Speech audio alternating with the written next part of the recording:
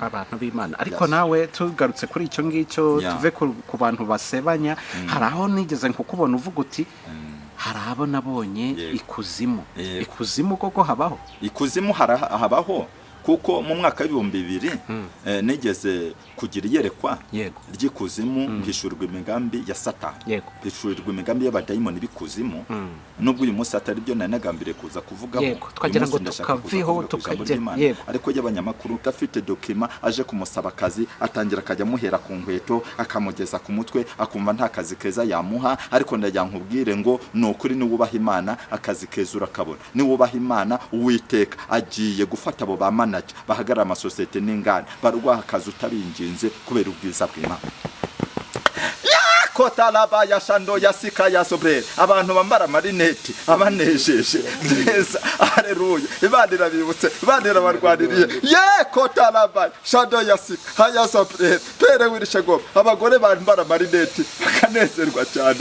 abo bagore Imana ibagire neza Imana irabarwaniriye nubwo wari warapfuye amaso ukambara rineti z'amaso uvuga ati no kuri reka nirwanaho kumbwira bagakomeje kukimbwira hari ibintu byateye muri iyi mesi abakobwa benshi n'abagore bari kujya bajya kugura amabuno hari ayo bambara hari n'ibyo bitezaho bakabyitezaho ngo barashaka nyashi ijambo nyashi ryarateye muri iyi mesi fata imikoro ndumviye ijambo nyashi ryarateye muri iyi mesi iri jambo nyashi ryarateye muri iyi mesi nyashi abantu benshi ngo barashaka za nyashi b'abagore uri kubyumva baremera bakajya kugura amabuno agurwa ngo bitereho ngo ibuno ryabo ngo ritubuke ngo ribe nk'igisabo bene bya bisabo batwara bashingiwe ubukwe bwabaye wabyumvishe ndashima Imana ko uyu mukobwa atihinduye kotalaba ya shando ya sika ya soper pere wirishegom haya tutalele bosukre Imana hari ikintu imbwiye irambwiye ngo kuyiha abandi cyangira Imana hari ikintu imbwiye Imana iramwe ngo arabakobwa Imana iko yicyangiro hari abagore Imana iko yicyangiro hari abagabo Imana iko yicyangiro hari abasore Imana iko yicyangiro Imana ikoze ikintu gikomeye abantu be kukureba nabi nubwo wirabura ariko Uwiteka gufite umugambi rero nshaka kuvuga ngo igikundo cy'ubumana kimanutse ku buzima bwawe Yesu migurumiko twabonye neza ko yari yarafasha abantu bugwate bakabiwe ndetse bakagera ku rwego rwo kunywa amazi yoze ese wewe utegereje urusengero rwanyu ubona rukora nk'uruhe rusengero hano mu gihugu urusengero rwacu rukora neza cyane kuko nta muntu yigeze afata bugwate ahubwo akubwiriza ubutumwa bwiza akakubwira Yesu Kristo akakubwira uburyo yapfuye n'uburyo yazutse mbese nawe wakumva ufashijwe n'ijambo ry'Imana n'umwuka wera akagufasha ukaba waza ugakorera Imana wumva bikurimo kandi ntago ari itegeko ntagahata gushyiraho rwose wowe ubwawe ni wowe ureba ubutumwa bwiza imbuto akwerera uburyo kwigira ikaze Imana iguha umugisha cyane ufunguye iki kiganiro ugiye kukireba reka kwifuriza umugisha w'Imana tugarutse ku wundi munsi mwiza tariki ya mbere z'ukwezi kwa 10 buriya nta kintu gisanzwe kiba kiriho ibintu byose tubishobozwa n'Imana ushobora kuba uvuga uti nta kintu Imana yakoze bitewe n'ibyifuzo binyuranye ugiye ufite ariko burya no kuba waramutse ni ikimenyetso kiguhamiriza yuko n'ibindi wifuza kugeraho Imana izabikora rero nta gitangaza kiba gitoye we wabyutse bikemera ukavuga bikemera ugatera urutambwe bikemera haguruka ushime Imana uvuga uti Imana ndagushimiye yuko umpaye umunsi mushyashya biba ari byiza cyane na utameze neza wowe urwaye wowe urwaje ufite ibibazo bitandukanye uruhijwe n'umubiri reka nkubwire ngo wihangane Imana uyigirire icyizere ifite ikintu yakora reka tubwire abantu bose bari mu Rwanda bakurikiza amabwiriza yo kwirinda bimwe mu byorezo tugenda tubona hanze aha dufite ubuyobozi bwiza dufite Minisiteri y'Ubuzima inama itugira mukomeze muzikurikize nkuko bisabwa amazina yanjye ni Jerry hano uri kutureba ni kuri Rwanda Gospel Show ntago turi twenyine turi kumwe na Imana Irahari TV n'umugisha ukomeye rero turi kumwe n'umukozi w'Imana ndakwakiriye cyane wibwira abadukurikiye ndakeka bwa mbere kuri Rwanda Gospel Show tukwakiriye ni nayo mpamvu tugize umugisha tugiye kugirana ibihe bidasanzwe mu kiganiro tugiye kugirana ngo haye ikaze nagiye mfata ibihe byo gusenga Imana nifuza kugira ngo Imana imfashe mu bihe bibi ngibi cyangwa se Imana igene incira inzira mbure n'abanyamakuru babigize umwuga mu rwego rujyanye n'itangazamakuru ariko uyu mwanya mbanje gushima Imana ko ngeze hano kuri Rwanda Gospel Yego. Rero bishaka kuvuga ngo Imana ifite umugambi, nkaba ngeze kuri Imana ihari, Imana irahari TV. Yego. Nitwa Reverend Florier cyangwa se Prophète Florier, Yego. nkaba ndi umukozi w'Imana, Imana yahamagariye kuyikorera, nkaba mfite engagement y'ijuru. Yego. Iyo nkorera Imana numva ndi confidence kuko nanditse muri engagement y'ijuru. Yego. Uwiteka aranyangaje anyemerera ko mukorera. Yego. Rero uyu munsi wa none ndishimye cyane kuba ngeze kuri izi cano, Imana ikaba ibishyizemo umugambi wayo kugira ngo bisohore. Amen. Hari abantu banyumva hano mu gihugu, hari abanyumva ku bihugu by'amahanga. Rero uyu mwanya rwose batera agatebe babe hafi kugira ngo tubashe kuganira byinshi, kuko njye ndi umuhanuzi, ndi umukozi w'Imana. Imana ibishurira byinshi ku bantu bayo hano ku isi cyangwa mu gihugu cyangwa mbese no ku bihugu by'Uburaya bari ku Musenyi, bagiye gutembera, batemberanye n'abasheri babo, bifata neza ku nyanja ku Musenyi, uri kunyumva. Yego. Abari mu maofisi hirya no hino, abari gukora akazi hirya no hino, nukuri Imana irabibutse kugira ngo tuganire ijambo ry'Imana. Yego. Ijambo ry'Uwiteka, Imana ishobora byose. Imana yacu tugire neza. Amen. Ndi umugabo. Nuri umugabo, reka dusenge bundi tugaruke ibindi tubivuge, twabanje gutamurira ikirere cy'aha hantu. Nukuri ko Imana, reka dusenge rwose. Witwa Uwiteka Imana nziza, witwa Imana ikomeye, uri Imana ishobora byose mu izina rya Yesu. Ntaba ari twe, ahubwo izina ryawe rishyirwe hejuru. Buri muntu wese wumva iki kiganiro Mana, aho kimusanga wese, agifungura taciye, agifungura televiziyo ye, agifungura mu izina rya Yesu, buri wese iki kiganiro kimufashe mu izina rya Yesu. Amen. Amen. Prophète Florier, ni wowe twakiriye, ariko ndabona utari wenyine. Uyu munsi naje ndi kumwe n'umukobwa mwiza cyane, muramubona hano. Ari mu badiyakoni Imana yagiye ishima mu buryo bw'umusenyi. Ko ari mu basheri. Ari mu badiyakoni Imana yagiye ishima cyane mu buryo bw'umurimo w'Imana. Kandi nawe afite ibigwi yambonyemo, ntabwo twari kuzana natanyemera. Nuko yemera amavuta yanjye. Rero yagiye abona umugisha w'Imana kuri njye cyane. Murabona ko arakeye, arasa neza, ubwiza bw'Imana bumuriho. Uko Imana ikeye nawe niko akeye, kuko Imana ntabwo ari umwijima, Imana ni umucyo. N'uyu mukobwa urabona ko akeye, nanjye ndakeye. Dusa neza, ntabwo twambaye inshwambagara nk'iza Satani, ahubwo turasa neza, turi mu mavuta y'Imana. Rero Imana ishimwe cyane. Amen. Ubwo ni protokole. Uyu ni protokole wanjye, ni umwe mu baprotokole. Bone njyewe ngira abaprotokole 12 bahuye n'intumwa. Kuki ari we wahisemo kuzana? Niwe nakurikiranye ibigwi byiwe n'uburyo twagiye dukorana umurimo w'Imana aho twaciye hose, haba mu butayu, haba mu bisubizo. Ndareba mbona ari we dukwiye guhita tuzana. Hari n'abandi nzagenda nzana nabo, ariko niwe ubanje kuba uwa mbere. Yego. Mukuza ku macana. Reka nawe twumve ijwi rye. Yego. Turakwakiriye cyane kuri izi cano, umukobwa mwiza nk'uko babivuze. Murakoze cyane. Nanjye nitwa Ikirezi Diane, nkaba ndi kumwe n'umushumba wanjye, niwe mfatiraho icyitegererezo mu bintu by'ugakiza ndetse no mu murimo w'Imana. Nagiye mubonaho ibigwi byinshi cyane bigiye bitandukanye. Mbese hari ahantu yagiye ankura, hari ahantu yangejeje muri ubu ngubu, kuko ntabwo nkiri wa kera nka kwa kundi abantu bagenda babivuga. Muri make nanjye mbona ko nahindutse mu buryo bw'umwuka, narakuze, hari aho nageze. Mbese ubu ngubu hari aho ndi kubera we, kandi yaramfasha abifashijwemo n'Imana. Yego. Diane, ugifite mikoro, wenda nakubazaho akandi kantu. Twagiye twumva ubuhanuzi butandukanye, abantu bakagenda bahanura ibintu by'ibinyoma. Hari ibintu Prophète nubwo ahari yaba yaraguhanurira ukavuga uti koko uyatandukanye n'abandi bahanuzi nagiye numva hano hanze, koko Imana barakorana, ibintu n'ibimenyetso bigenda, nanjye ndi umuhamya wabyo. Rwose nanjye hari ibintu yagiye ampanurira, ngenda mbona ko muri make Imana imurimo pe kandi akorana nayo, kuko ntago najyaga nizera cyane ibintu by'agakiza, kuko najyaga mvuga ati se abantu umuntu araza akaguhanurira bitewe n'uko ashaka, bitewe n'ikintu ashaka kugeraho.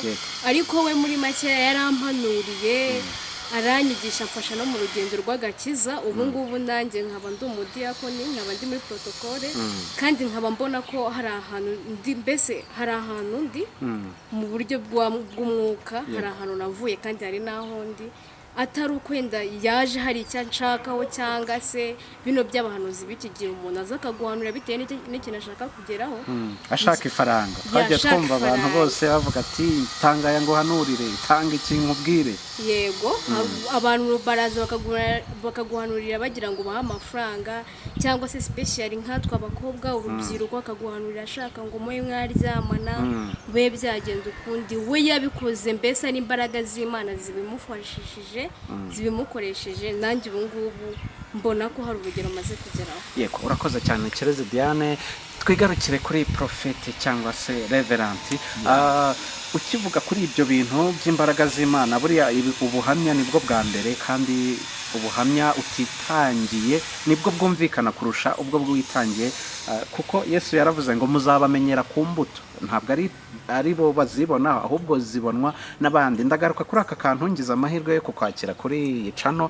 Hari ahantu twagiye tubona kamwe mu bantu bagenda bavugwaho kugira imbaraga zidasanzwe muri uyu murimo.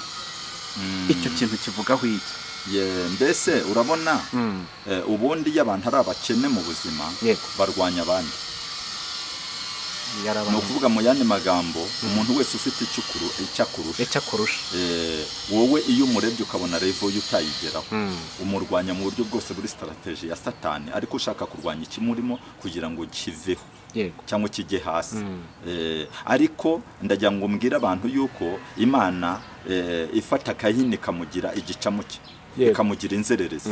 Imana yagize Gahini igicamuke kimugira inzererezi kubera ishyari yaragiriye Abeli yarakiranutse mu maso y'Uwiteka, ndetse afata amaturo meza ayatanga mu maso y'Imana.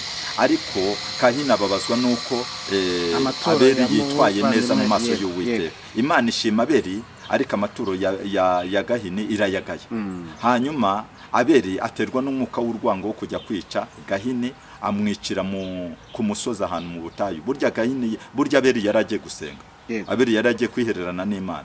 Gahini amusanga afite ubuhira, baramwishe kubera ishyari. Umwuka w'ishyari ni mubi, Imana ntigiba mu ishyari aho wayibona hose. Rero bene aba bantu basebye abakozi b'Imana bavuga ngo bakorana n'izindi mbaraga, akenshi cyane baba bashaka kurwanya ikibarimo, kuko Satani niyo strategy ye yo kugira ngo arwanye abantu b'Imana. Ariko nawe tugarutse kuri icyo ngicyo, tuve ku bantu basebanya. Hari aho nigeze nkukubona uvuga uti hari abo nabonye ikuzimu koko habaho. Ikuzimu habaho, kuko mu mwaka w'ibihumbi 2000 nigeze kugira iyerekwa ry'ikuzimu, mpishurirwa imigambi ya Satani, mpishurirwa imigambi y'abadayimoni b'ikuzimu.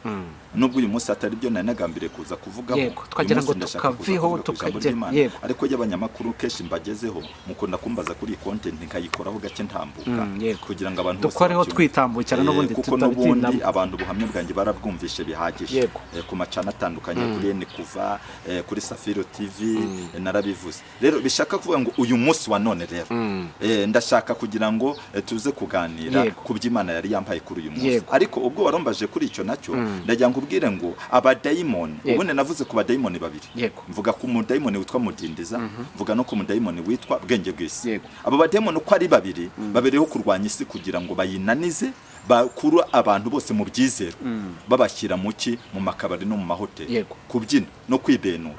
Ndashimira Imana ko ndi kumwe n'inkumi nziza itari kujya mu makabari no kwibenura. Iyi nkumi ni urayibona, ntabwo ari mubi. Urabona ari mubi?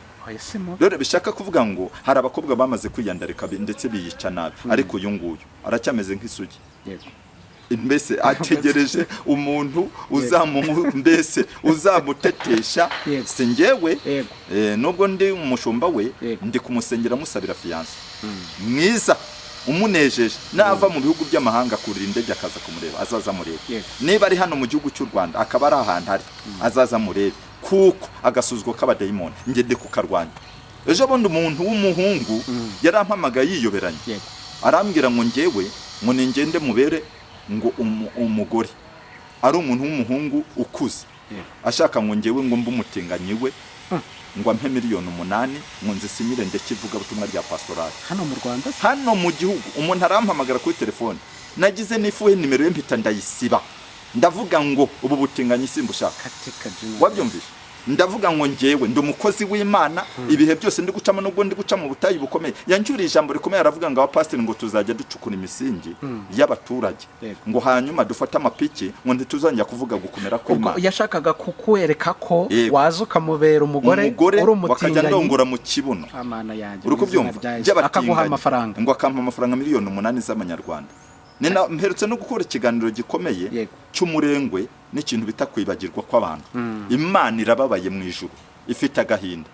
Rero bishaka kuvuga ngo uyu mukobwa uyu mukobwa ubona twicaranye hano Imana iramushima. Ahubwo reka nkubwize ukuri, niba hari umuntu Imana igiye kuzagira neza n'uyu mukobwa, ni umuporotokole mwiza, akora umurimo w'Imana neza. Ni byiza cyane. Ariko Prophet, utarava kuri ako kantu, bamwe mu bakozi b'Imana bivugwa ko kandi ni ibigaragara bimwe twagiye tubonesha amaso yacu atari ibyo twahanuriwe, bagatangira bavuga ubutumwa ari sawa, ariko akantu cyangwa amafaranga yamara kuyakoraho akagenda amuhindura, ugasanga aho ari abandi banywaho gakeya, ndetse ikintu cyakunze kubagaragura cyane, ikintu bita inkumi. Nk'uko wari ubivuze ati uyu ni umwe mu baporotokole banjye, abo bantu ntago bazageraho bakavuga bati amavuta barayagabanyije cyangwa barayamennye. Dayimoni mudindiza, dayimoni nicyo ashinzwe, wavuye ikuzimu, Satani yamwohereje ku isi kugira ngo agusha abantu abavana mu byizerwa, abajyana mu bibi, abajyana mu bugambanyi, abajyana mu busambanyi, abajyana. Ngubu hari umudayimoni ugiye uri gushaka gutererezwa kugira ngo abantu basambane. Urabyumvishe? N'ubundi bisanzwe bikorwa, ariko ngo abagore benshi bajye baryamana n'imbwa banje abagabo basanzwe. Imbwa urazizi? None iziriya mbwa z'imperume, imbwa z'imperume iziborora nko mu bihugu by'amahanga nk'Iburayi cyane niho kubikunda kuba, ugasanga umuntu w'umugore yoroye imbwa akayigira n'umugabo we. Ibi bintu bituma isi Imana yayirimbura vuba. Wabyumvishe? Kuko Imana irababara cyane. Bishaka kuvuga mu yandi magambo, Imana yambishuriye yuko uyu mudayimoni witwa mudindizi agenda akura mu bantu ibyo kwizera, abajyana mu bibi, abajyana mu mahoteli, abajyana mu makabari, biyambika ubusa, bambara za mini. Imana ishimwe ko uyu mukobwa yambaye yikwije hose. Urabona ko yambaye yikwije, pantaro uhere ku rukweto ukagera ku mutwe, urabona ko arakeye, yanze kwiyanduza. Nagiye musengera igihe kirekire, Imana ikavugana nabo amasezerano akomeye. Uyu mukobwa nk'uko yabivuze azi ubuhamya bwanjye, kuko twabanye igihe kinini mu baporotokole 12. Ibaze kuba ari wowe wa mbere nzanye kuri kamera, wowe wumva ari iki? Ni ukuvuga ngo nuko Imana imwemera, itamwemera njye nta nubwo namwikoze, kuko amavuta yanjye arahenze arakomeye. Umuntu abareba ashobora kuvuga ati se kuki ubu nta bindi bibyihishe inyuma? None se abantu n'ubugambo bwabo ntubizi? Satani niko abigenza.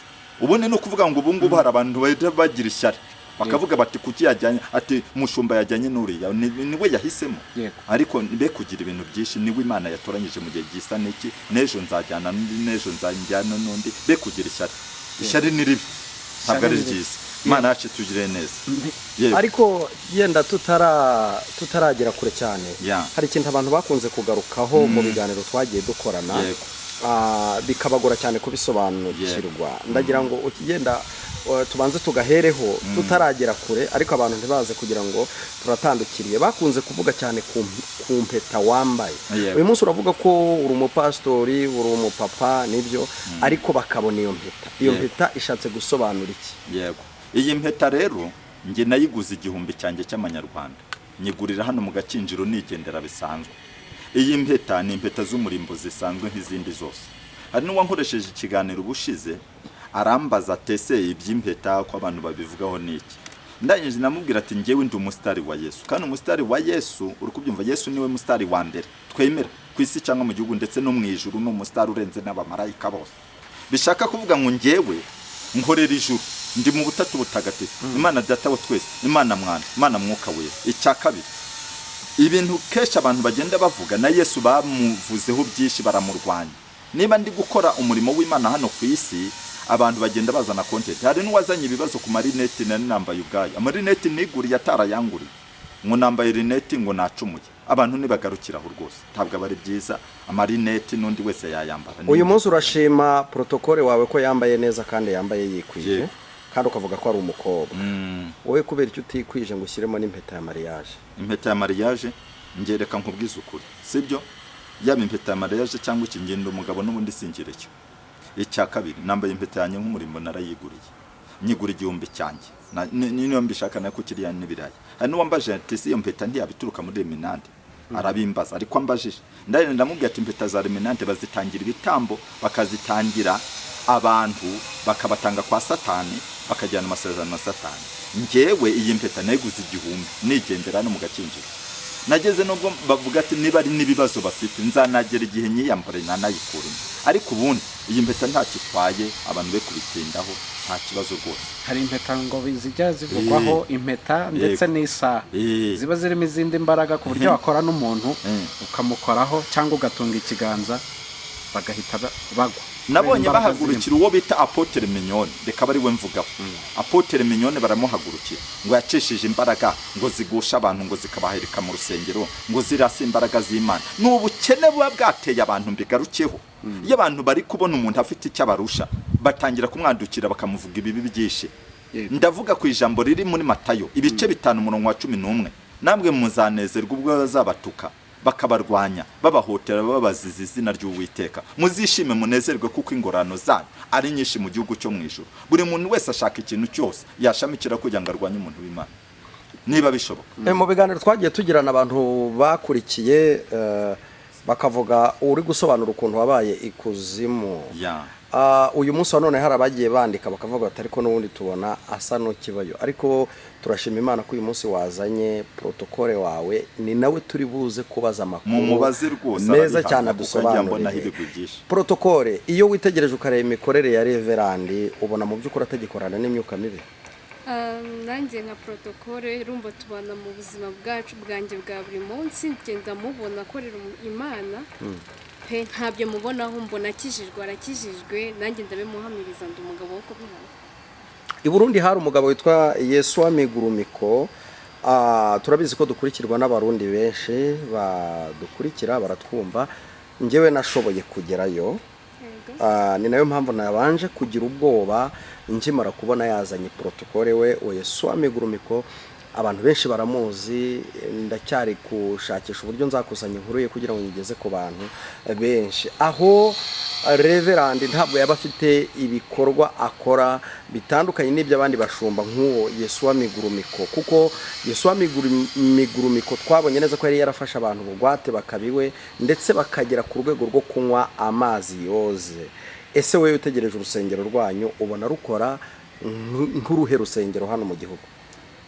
Urusengero rwacu rukora neza cyane kuko nta muntu yigeze afata bugwate, ahubwo akubwiriza ubutumwa bwiza, akakubwira Yesu Kristo, akakubwira uburyo yapfuye n'uburyo yazutse. Mbese nawe wakumva ufashijwe n'ijambo ry'Imana n'umwuka wera akagufasha, ukaba waza ugakorera Imana wumva bikurimo, kandi ntago ari itegeko, ntagahata gushyiraho rwose.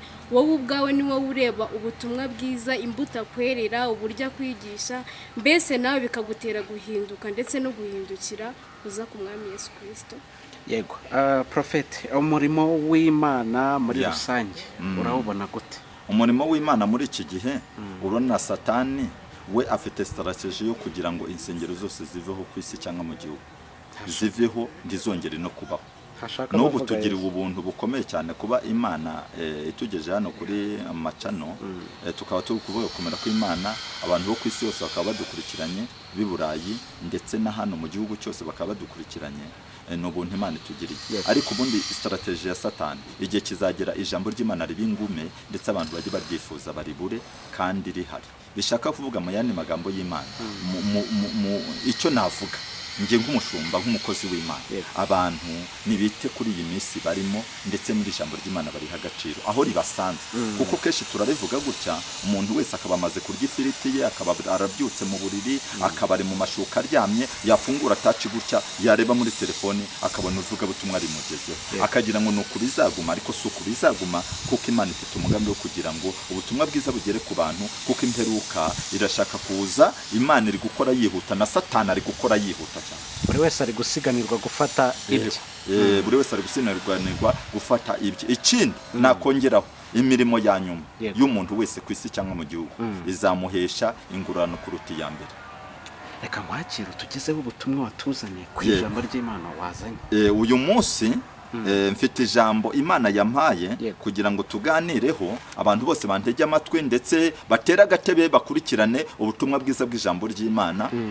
Kandi ndaza kubwiriza, ndaza no kugera igihe na protocole ntabwo aza kuniganwa ijambo, hari aho nza kugeraho ndi kubwiriza ndetse nawe muhe agira icyo abivuga akurikije n'ijambo nzaba ndi kuvuga. Yego. Kuko uko ngenda mvuga umwuka wera abamusura Yego. ndetse agenda yumva ibyo mvuga, Imana yaramaze kumucura, amaze kumugira igikoresho cyayo Yego. cy'umugisha. Yego. Rero bivuga ngo bishaka kuvuga ngo sindi bwiharire ijambo kuko ndi kumwe na protocole. Ni byiza. Amfasha muri byinshi, akamfasha mu maofisi y'insengero, akamfasha mu buryo bwa protocole mu murimo w'Imana mu bakristo benshi, akagenda mba hafi, ariko abafatanyije na bagenzi be ntabwo abari wenyine. Yego. Hari abaprotocole b'abasore, hari ab'abagabo, hari ab'abakobwa, ntabwo ari we wenyine. Rero bishaka kuvuga hari ab'abagore, bishaka kuvuga ngo uyu munsi nuko ari we nazanye nawe, ariko nawe umwuka w'Imana abamusura kandi amaze igihe ku gicaniro cy'Uwiteka yuzura umwuka wera. Rero turi kumwe mu buryo bw'umwuka, abantu bakumurikiranye banyumve, uyu munsi Imana ifite umugambi. Rero ijambo Imana yampaye riri mu ndirimbo za Salomo, niryo ndi butangirireho. Ijambo ryo mu ndirimbo za Salomo igice cya mbere umurongo wa 6. Ijambo rivuga ngo tugiye kurisoma, abantu bafite Bibiliya barirebe. Indirimbo za Salomo igice cya mbere umurongo wa 6. Ijambo riravuga ngo mwe kundeba nabi nuko nirabura, nabitewe n'izuba ryambabuye, abahungu ba mama barandakariye, bangize umurinzi w'inzabibu, ariko uruzabibu rwanjye sinarurinze. Imana yacu tugire neza cyane. Abantu benshi bafite uburangare bwo kutarinda uruzabibu Imana yabahaye. Yego. Nimvuga uruzabibu ndarugereranya n'agakiza Imana yahaye abantu ikakabashyiramo. Yego. Uruzabibu rurera rukera imbuto. Iyo rweze imbuto umuntu arazirya, Yego. akagubwa neza. None umuhisi n'umugenzi akazisoromaho. Igiti cy'umwembe iyo cyeze gihagaze ku nzira, buri muntu wese araza agasoroma akanezerwa. Ariko hari abantu benshi batari kumenya kurinda inzabibu zabo, bigateza ikibazo gishobora gutuma batabona n'ubugingo buhoraho. Kuko Imana ifite umusaruro wayo ishaka w'ubugingo buhoraho ku bantu, na Satani akeneye kujyana abantu mu irimbukiro kugira ngo bazababazwe iteka mu muriro bashye bamererwe nabi. Yego. Ariko ndaza kuvuga ku kintu cyitwa ubutayu, mvuge no ku kintu cyitwa ibigeragezo biva mu miryango twavutsemo. Iyo twavutse mu miryango, tukavuka mu miryango, tukavukana na basaza bacu, tukavukana na bashiki bacu, tukavukana n'imiryango yacu, hari ibigeragezo tugenda tunyuramo mu buzima, rimwe na rimwe Satani agateza urwango mu miryango n'imiryango yacu ikatwanga. Imiryango yacu yatwanga, tukagenda dusa naho tudindira, tugenda twibaza ngo ese ni iki gituma imiryango yacu tuvaho? Kuko urukundo rwarakonje mu bantu. Abantu benshi ntibakibabarira, abantu benshi ntibagikundana, abantu benshi urukundo rwarakonje. Ariko hereye umwanya ndatura umugisha w'urukundo ku bantu. Amen. Hekotalaba yashando yasika yasobe. Imana hari urukundo yongeye kuzana mu bantu, izanye mu bakobwa, izanye mu basore, izanye mu bagabo, izanye mu bantu b'ingeri zose bari kunyumva kakanya. Ijambo riravuze ngo mwe kundeba nabi. Ni Salomo waryanditse, aryandika mu ndirimbo za Salomo. Aravuga ngo mwe kundeba nabi nuko nirabura, nabitewe n'izuba ryo mu butayu ryankubise. Izuba ryo mu butayu rinteza abahisi n'abagenzi, rinteza abisi barampagurukira, bagira ngo Imana ntifite umugambi, ariko Imana ifite umugambi ku bantu bayo. Hekotalaba yashando yasika yazubre. Mwe kundeba nabi nuko nirabura. Hari umuntu wisiga amavuta ntamufate bitewe n'ibigeragezo, akisiga amavuta ntamugireho, ntamufate bitewe n'ibyo ari gucamo, ariko uhereye akakanya Imana ihaye abantu igikundiro. Kotalaba yashando yasika yazubre. Hari abakobwa beza b'ibizungerezi nk'uko uyu mukobwa ubona asa neza, urabona ko ari ikizungerezi. Imana ihaye amavuta yo kwishima no kunezerwa, ikuyeho umwaku n'ibigeragezo bikomeye. Hari abakobwa beza Imana igiye guha agaciro, nabo abagiye babatesha umwanya ntibabaha agaciro, bagiye kubakunda ndetse babikundishweho kubera ko Imana yahagurutse kubaha igikundiro. Hari abakobwa beza Imana ineje. Mwe kundeba nabi nuko nirabura, nabitewe n'izuba ryo mu butayu ryankubise. Uzikizibutse Uwiteka aravuze ngo akira agaciro. Uwiteka aravuze ngo abantu be kukureba nabi kuko ntibakuremye, wavukiye amezi 9 nk'abandi bose. Hanyuma umaze kuvuka bantu bagira ngo ibintu birarangiye, bakajya bikubakurura bishyira bumva bikunze. Ariko uyu munsi Imana irakwibutse nawe ni wowe wavukiye amezi 9 nk'abandi, nawe Imana ikugire neza. Ayo mamodoka babona ari bibakwiye, nawe Imana igwaye imodoka yakunezeza. ayo mazu meza babona abakwiye nawe Imana yaguhaye yakunezeza. Uwo mugabo mwiza babona ubakwiye nawe Imana imuguhaye yakunezeza. Uwo mugore mwiza babona ubakwiye bakumva bakurura bishyira, kubera yuko umuntu wese akurura yishyira. Uyu munsi wa none be kukureba nabi kuko Uwiteka kwibutse, wowe unyumva yaba hano mu gihugu ndetse no ku bihugu by'amahanga, Uwiteka arakwibutse. Kotalaba ya shando ya sika ya sobere pere wirishegom haya tutalele bozugre. Imana hari ikintu imbwiye, irambwiye ngo kuyiha abandi cyangiro. Imana hari ikintu imbwiye, Imana irambwiye ngo arabakobwa Imana ikoye icyangiro, hari abagore Imana ikoye icyangiro, hari abagabo Imana ikoye icyangiro, hari abasore Imana ikoye icyangiro. Imana ikoze ikintu gikomeye, abantu be kukureba nabi nubwo wirabura ariko Uwiteka agufiteho umugambi. Rero nshaka kuvuga ngo igikundo cy'ubumana kimanutse ku buzima bwawe. Imana irakwibutse mu byo ukora byose, mu mishinga yawe, muri societe, mu nganda, mu bintu byose ubamo mu buzima bwawe buri munsi, wirwanaho kugira ngo Imana ikugire neza. Umwaku wari waraguteye uturuka ku badayimoni, umwaku wari waraguteye utuma abantu bakuvaho, ariko uyu mwaku Imana ikuye ku buzima bwawe kuko Imana ari Imana ishobora byose. Muko reka nkubwize ukuri, uri umuprotokole mwiza Imana ishimwe, ariko niba hari abantu Imana irengeye, irakurengeye. Imana irakurengeye akira na mikoro. Imana irakurengeye kuko hano kuri izi cana mbonye Imana ikuzamura kandi kugira neze gwaye igikundiro.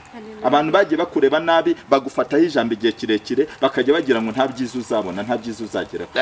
Niba ari umuntu kugira ngo Imana irakurengeye, niba ari umuntu imere, niba hari umuntu Imana irenge ikurutishije inkumi nyinshi zigenda ziyandarika zijya mu bibi, zigenda zijya mu kabari kubyina no kwibenura zambaye ubusa, zambaye nabi, wowe urambara ukikwiza, n'iki Imana igushimira. Rero kubw'ibyo Imana irambwiye ngo ije kuguha igisubizo cyawe. Haleluya. Mwe kundeba nabi nuko nirabura nabitewe n'izuba ryo mu butayu ryagize gute ryankubise. Abahungu ba mama barandakariye bangize umurinzi w'inzabi. Imana igwaye igikundo mu muryango. Amen. Mu izina rya Yesu.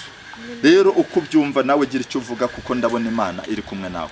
Amen. Haleluya. Haleluya. Haleluya. Ngo mwe kundeba nabi ngo kuko nirabura ngo ni izuba ryo mu butayu. Haleluya. Imana ijya yibuka abavandimwe, nukuri Imana igisubiza. Imana niyo yasubije Esteri. Esteri ntago yari kwibukwa, ntago yari gutoranywa, mbese yari ari hari inyuma utari ufite ababyeyi, utari ufite kivurira, ariko Imana iramwibuka imuhindura umwamikazi. Haleluya. Yesu nukuri ajya yibuka, ajya akura ku cyava akicaranya n'ibikomangoma, mbese upfa kuyizera, upfa kuyikorera iruhande kuko Imana ijya yibuka.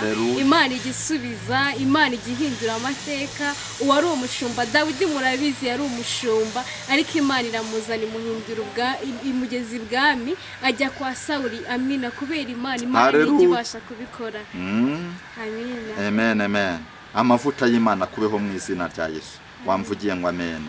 Haleluya. Muri Amosi ibice byaho 8:11 turihuse cyane. Bibiri ravuga ngo icyo gihe inkumi nziza n'abasore beza bazicwa n'inyota, bazakubita hirya, bazagaruka hino bashaka ijambo ry'Uwiteka ngo be kuribona. Imana ishimwe ko nazanye n'inkumi nziza, kazana nayo hano kuri kamera y'Imana, kazana n'inkumi nziza ifite amatayi n'uburanga Imana yashize ku isi, ariko Imana ikaba yifite umugambi ngo abakobwa beza n'abasore beza bafite uburanga n'amatayi bazashaka ijambo ry'Imana ngo be kuribona, kuko ijambo ry'Imana rizagera igihe rikaba ingume. Byanditse muri Amose, umuhanuzi Amose ibice 8:11. Fata Bibiliya yawe wowe undeze amatwi. Imana iguhaye amahirwe yo kumva ubutumwa bwiza, Imana iguhaye amahirwe yo kumva ijambo ry'Imana nkuko uyu mukobwa bivuze. Ni ukuvuga ngo Imana yigutoranyije ikugirira neza, Imana igutoranyije igukura ku cyavu, Imana igutoranyije irakurengera ikakurwanirira. Haleluya. Uhereye aka kanya hari abantu bagiye kujarajara, ariko mubazajarajara uyu mukobwa ntarimo. Mubajarajara njyewe sindimo kuko ndi umushumi Imana yahamagaye. Mubajarajara njyewe sinzamwara kuko Uwiteka harambwiye ngo abanyumva, abanteze amatwi nukuri abayahaye amahirwe yo guhitamo hakiri kare. Haleluya. Haleluya. Ijambo ry'Imana rirakugeraho uyu munsi ukagira ukagira ngo nuko bizahora, ukagira ngo bizahora gutya. Dore ibyorezo biri gutera, za mariburu zirimo ziratera, mariburu zasaze mu gihugu, ariko izi zose zitera no kugira ngo Imana yigisha abantu basobanukirwa ukuri, bamenye ko ari Imana ishobora byose. Iyo abantu bagiye bitwara nabi, bakaba mu bibi, bakitwara nabi, Imana irababara. Iyo abantu bagiye bakora ibyaha n'ibicumuro, Imana irababara. Ariko yerera aka kanya inkumi nziza n'abasore beza bazicwa n'inyota, bazifuza kwahagira bashaka ijambo ry'Imana, ntabwo bazaribona. Ariko uyu munsi wa none wowe uraribonye, wowe unyumva, ni wowe Imana igiye gutabara, wowe unyumva, ni wowe Imana igiye kugira neza. Haya kotaraba ya shando ya sika ya sobrere, inkumi nziza n'abakobwa beza n'abasore beza b'amatayi n'uburanga bazicwa n'inyota, bazakubita hirya, bazumva bafite inyota, baze bajya ku migezi ngo myinshi, bajye kunywa amazi y'uruzi ngo ntibashire inyota, bibaza icyo babaye. Ngo naho kumbi bazaba bashaka ijambo ry'Imana, ndetse ijambo ry'Imana ngo rizagera igihe riba ingume ku bantu, ngo ndetse abantu benshi bumve bumiwe, bavuge bati ubu Mana twakongera kubona ijambo ry'Imana twabonaga kera gute, ariko uyu munsi wowe uraribonye. Rero garukiraho warugeze, ibibi wabagamo, ubusambanyi wabagamo, ubujura wabagamo, ubusinzi wabagamo, bureke, kuko Uwiteka arakubwiye ngo garukiraho uri. Imiryango yarakwanze ukajya uvuga uti ni ukuri ngiye kujya mu bapfumu, ndetse umugabo yarakwanze ukajya wumva wajya mu bapfumu kugira ngo ubone igikundiro kiva ku Uwiteka, ntabwo kiva ku bapfumu. Imana yacu tugire neza. Rero munyamakuru, hari ikintu Imana yakomeje kumbwira, yakomeje kukimbwira. Hari ibintu byateye muri iyi minsi, abakobwa benshi n'abagore bari kujya bajya kugura amabuno. Hari ayo bambara, hari n'ibyo bitezaho, bakabyitezaho ngo barashaka nyashi. Ijambo nyashi ryarateye muri iyi minsi. Fata imikoro ndumviye ijambo nyashi ryarateye muri iyi minsi. Iri jambo nyashi ryarateye muri iyi minsi. Nyashi abantu benshi ngo barashaka za nyashi b'abagore, uri kubyumva, baremera bakajya kugura amabuno agurwa ngo bitereho, ngo ibuno ryabo ngo ritubuke, ngo ribe nk'igisabo, bene bya bisabo batwara bashyingiwe ubukwe bwabaye. Wabyumvishe? Ndashima Imana ko uyu mukobwa atihinduye. Ndashima Imana ko uyu mukobwa atajya kugura nyashi. Ndashima Imana ko ibuno ryari ry'Imana muremanye. Ndashima Imana ko ateye neza, afite uburanga n'amatayi Uwiteka yamuhaye. Wabyumvishe? Bishaka kuvuga ngo umugabo uzaba mushatse azaba ashatse umugabo w'icitegererezo, kandi umugabo uzaba mushatse azamutetesha, kuko azaba azi neza yuko atamupirase, k'ibyo Imana muremanye byose bizaba byuzuye uko biri. Imana yacu ishimwe. Amen. Yakotaraba ya shando ya sika ya sobrere fire. Ukabona umuntu ari kugenda akemera agatanga amadolari ye, akagenda akajya ahantu mu bitaro, akabwira dogiteri ngo nagire nyasha muteraho, ngo nawe ngo abe mwiza nk'abandi, ngo ubwiza burava muri za nyashi. Wapi imyashi Imana itanga n'izigenda zitangira. Uko umuntu agenda ku nta ruhinja rutagira ikibuno, nta ruhinja rubaho rutagira ikibuno. Nongeye mbibabwire, uruhinja rwose ruvuka rufite ikibuno, ahubwo uko umuntu agenda ku ikibuno kigenda kiba gahunda, kigira gahunda bitewe n'uburyo ki agenda ku. Uruhinja rwose ruvutse, nyina araruranjika, nyina akajya rwitaho, akanarugorora, avuga ati uyu mwana reka mugorora. Hari n'uburyo bagenda bakandakanda mu mpande n'impande. Buri ruhinja rwose rukagira agaciro uko rugenda rukura. Uyu muntu kuva mu buhinja bwe tiyihinduye, ni nacyo kintu Imana imushimira. Kotaraba ya shando ya sika ya sobrere. Nagiye ntanga amahugurwa menshi ndi gusengera abantu b'Imana, nkanabaha amahugurwa mu nsengero, ngababwira ati mujye mwitwara neza, Imana bahaye igikundi, bahaye ubwizi, bahaye uburanga. Abantu babareba nabi bagiye kuzabifuza, bagiye kuzabakunda. Uyu mukobwa akagenda bikurikirana uko bwije no kubukeye. Uyu mukobwa Imana imufiteho umugambi, ariko si cyane sinabyo nashakaga kuvuga. Rega ngumbira umuntu wese unyumva, mubwire ngo we kwihindura, we kwigira uko utari. Uwiteka arakwibutse, Uwiteka aguhindura amateka, Uwiteka arakurwaniriye, Uwiteka aguhaye gutsinda, Uwiteka aguhaye kunesha, Uwiteka aguhaye igikundiro kiva mu bumana. Umugabo wawe ntazakwanga, azajya kureba abona usa nabike, abona ari wowe muntu ukwiriye gukundwa, kuko Uwiteka akurwaniriye intambara nyinshi zitandukanye. Wowe unyumva hano ku Mana Irahari TV, wowe unyumva hano kuri iyi channel, haleluya, mu izina rya Yesu yindi, Uwiteka harakubwira ngo hari kumwe nawe. Kandi nabonye nsengera abantu benshi bakira indwara, nabonye nsengera abantu benshi bakira za sida, nabonye nsengera abantu benshi burira indege bari babuze amaviza, nabonye nsengera abantu benshi bajya za Canada, bajya mu Bubiligi, bajya mu Bufaransa, bajya mu bihugu by'amahanga i Burayi, bagenda babona gukomera kw'Imana. Uyu mwanya ndakubwira ngo nawe nta Imana itakuvana, nta nayo itakugeza, reka kwiyica nabi. Haleluya. Nubwo babaye ariko hari n'abandi bababaye ndetse no kukurusha, ariko ntibigeze banduza imyenda yabo, ntibigeze banduza ibyabo. Rero Uwiteka agufiteho umugambi wo kukurwanira ndetse no kukurengera ndetse no kugutabara, kuko hejuru y'imbaraga za Satani hari imbaraga z'Imana. Hari abantu barota inzozi zibi, bakajya barota nabi, ndetse bakarota ibitero, amapusa akabatera, ndetse bakajya baterwa n'imbaraga za munaniza. Ari we wa mudayimoni witwa mudindiza, udindiza abantu mu byo kwizera. Ariko uyu mudayimoni witwa mudindiza, uyu mudayimoni Imana iramwisha. Hari dayimoni bwenge bw'isi, ntabwo nigeze muvugaho cyane, ndashaka kumuvugaho. Bwenge bw'isi atera mu maofisi, akajya atera no mu masosiyete no mu nganda, agatera ba manager bakuru bahagarariye abakozi bose. Aba manager bakikakaza, bakajya bishyira hejuru, bagasusukura abakozi bo hasi. Ndetse iyo umuntu aje afite dokima, aje kumusaba akazi, atangira akajya muhera ku nkweto, akamugeza ku mutwe, akumva nta kazi keza yamuha. Ariko ndajya nkubwire ngo ni ukuri, niwubaha Imana akazi keza urakabona. Niwubaha Imana, Uwiteka agiye gufata abo ba manager bahagarara amasosiyete n'inganda, barwaha akazi utabinginze kubera ubwiza bw'Imana. Kotalaba ya shando ya sika ya sobre, abantu bambara marineti abanejeje neza. Haleluya. Imana irabibutse, Imana irabarwaniriye. Kotalaba shando ya sika ya sobre, pere wirishego. Abagore bambara marineti bakanezerwa cyane. Abo bagore Imana ibagire neza, Imana irabarwaniriye. Nubwo wari warapfuye amaso, ukambara rineti z'amaso, uvuga ati no kuri, reka nirwanaho nye mbasha kureba. Ubuhumyi bwari bwaraguteye. Imana yibutsa abantu bambara marineti ku isi cyangwa mu gihugu, abagiye barwara amaso arabananiza, arabarwanya. Abadogiteri babandikira rineti z'amaso, byabayobeye byabacanze. Hari abantu barwaraga amaso akabageza kure kubera rineti bakazishyiramo, ndetse kubera ko amaso yabanani bakajya bagenda basa n'abarandatu. Imana yibutsa abantu barwaye amaso, abantu barwaye amaso ku isi cyangwa mu gihugu.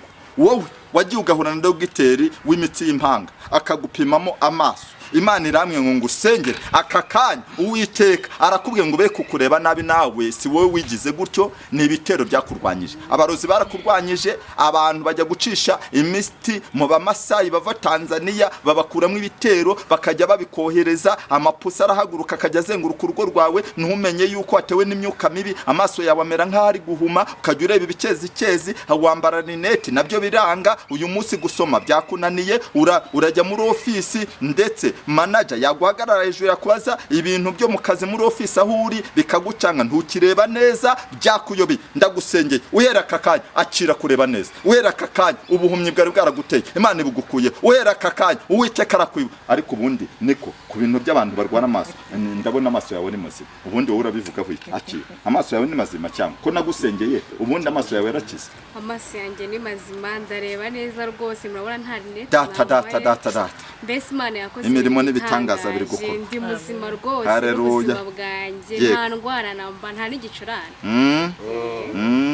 Kuko menyana nawe bwa mbere, urufite ikibazo cy'amaso ukajya uyatsirima gutya, uyatsirima gutya, ariko uza kugeraho urambwira uti ni ukuri mushumba, kuva wansengera amaso yarakize. Rero Imana ishimwe yuko bihamirije hano kuri kamera. N'abarwaye sida narabasengeye barakira, uretse nawe w'amaso. Bishaka kuvuga ngo Imana ije kwihesha icyubahiro. Yego Profete, wenda tugana ku musozo, reka tuvuge ngo turagushimiye kuba witabira ubutumire bwacu. Ariko nk'umuntu wakubona kumva yashaka gusengana namwe, yababona gute?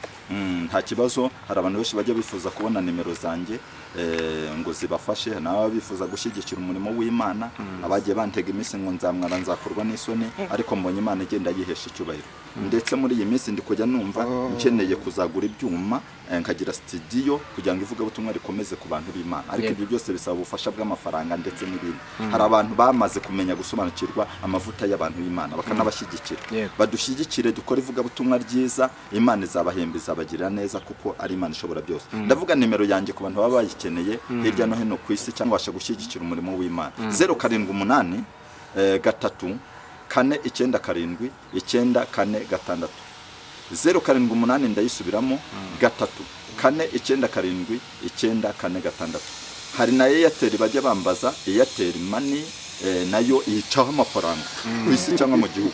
Abantu bajya bashyigikira umuntu w'Imana kuko n'abapfumu barayabashyira n'abarozi bakayabashyira. Rero kubw'ibyo rero ushyigikira umuntu w'Imana nta gihombo kirimo. Mbonye za kamera nakamazi ivuga butumwa nkareka guseba kandi bajya bantabara. Dore imbogo yarapfuye batinda kumutabara, batinda kumuha amafaranga, ajya kwivuriza mu cyaro, apfira mu cyaro. Dore imbogo ye bamutabarira mu mujyi, aba yaravuriwe hano Ruwa Faisal akavurirwa muri ibitaro bikomeye. Nibantabare nkiri muzima ntarapfa nkiriho namaze gukomera Imana namaze ishimwe ry'Imana. Nimero yanjye ya 073 98 99 72 2 078 073 98 99 72 2. nibayishyigikire.